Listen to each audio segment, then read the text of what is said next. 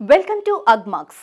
ఇవాల్టి వీడియోలో మనం తెలుగు రాష్ట్రాలలో ఎక్కువగా సాగు చేసే అరటి రకాల గురించి తెలుసుకుందాం.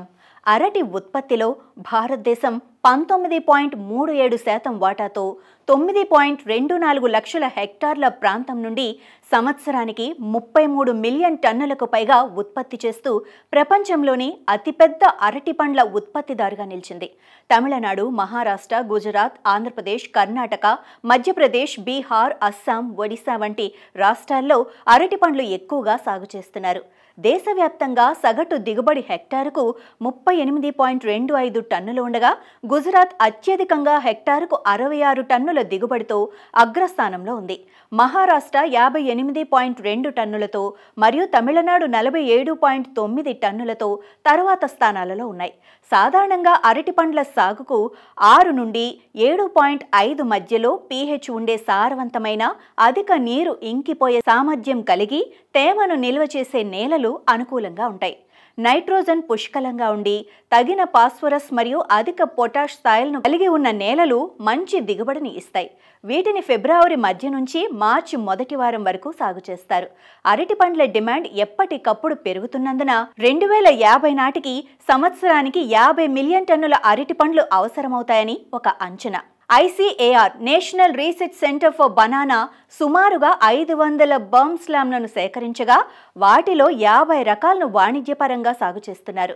వీటిలో అధిక దిగుబడి, విస్తృత మార్కెట్ ఆదరణ, తక్కువ పంట వ్యవధి, అధిక ఆర్థిక లాభాలు కారణంగా కేవెండిష్ గ్రూప్కి చెందినవి ప్రధానంగా సాగు చేయబడుతున్నాయి. మన రాష్ట్రంలో 10 నుండి 12 రకాలు విస్తృతంగా సాగు చేస్తున్నారు. అందులో మొదటిది డ్వార్ఫ్ కావెండిష్. ఇది ఆంధ్రప్రదేశ్ మరియు ఇతర ప్రాంతాలలో ఎక్కువగా పెంచుతున్నారు. ఇవి తక్కువ ఎత్తు ఉండటం వలన వీచే గాలులకు దెబ్బతినే అవకాశం తక్కువగా ఉంటుంది. అరటి గెల మరియు పండు పరిమాణం పెద్దగా ఉండి తక్కువ కాలం నిల్వ ఉంటుంది. ఒక అరటి గెల 15 నుండి 25 కిలోల బరువు ఉండి 6 నుండి 7 హస్తాలు కలిగి ఒక హస్తానికి 13 పండ్లు వస్తాయి. ఈ రకానికి తేలికపాటి నేలలు అనువైనవి. అధిక తేమ ఉండే ప్రాంతాల్లో సిగటోక ఆకుమచ్చ వ్యాధి వచ్చే అవకాశం ఉంటుంది. ఇక రెండోది రోబస్టా లేదా పెద్ద పచ్చ అరటి రకం. పాక్షికంగా పొడవు ఉండి 11 నుండి 12 నెలల్లో పంటకొస్తుంది. ఇది ఆంధ్రప్రదేశ్, మహారాష్ట్ర, తమిళనాడు మరియు కర్ణాటకలో ఎక్కువగా పండిస్తారు. ఒక గెల 15 నుండి 20 కేజీల బరువు ఉండి 9 నుండి 10 హస్తాలతో దాదాపు 125 నుండి 130 కాయలు ఉంటాయి. కాయలు కొంచెం పెద్దగా ఉండి వంకర తిరిగి పండిన తర్వాత కూడా తొక్క ఆకుపచ్చగా ఉంటుంది. కాయలో గింజలు స్పష్టంగా కనిపిస్తూ పనామా తెగులను ఆకట్టుకుంటుంది, కానీ ఆకుమచ్చ తెగులు ఆశిస్తుంది. ఇక మూడవది అమృతపాణి లేదా రస్తాళి. ఇది పొడవు రకం. 13 నుండి 14 నెలల్లో పంటకు వచ్చి ఒక్క గెల 15 నుండి 20 కేజీల బరువు ఉండి 8 నుండి 10 హస్తాలలో 80 నుండి 100 కాయలుంటాయి.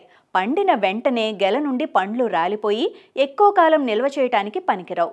ఈ రకం ఆకుమచ్చ తెగులు తట్టుకుంటుంది, కానీ పనామా తెగులు ఇందులో తీవ్రంగా వస్తుంది. ఇక నాలుగవది కర్పూర చక్కెరకేళి. దీన్ని తేలికపాటి నేలల్లో వర్షాభావ పరిస్థితుల్లో సాగు చేస్తారు. దేశంలో 70% అరటి ఉత్పత్తి ఈ రకానిదే.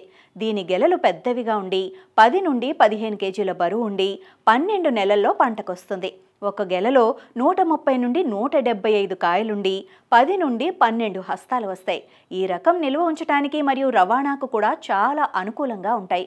ఇవి పనామా తెగుళ్లను మరియు ఆకుమచ్చ తెగుళ్లను బాగా తట్టుకుంటుంది.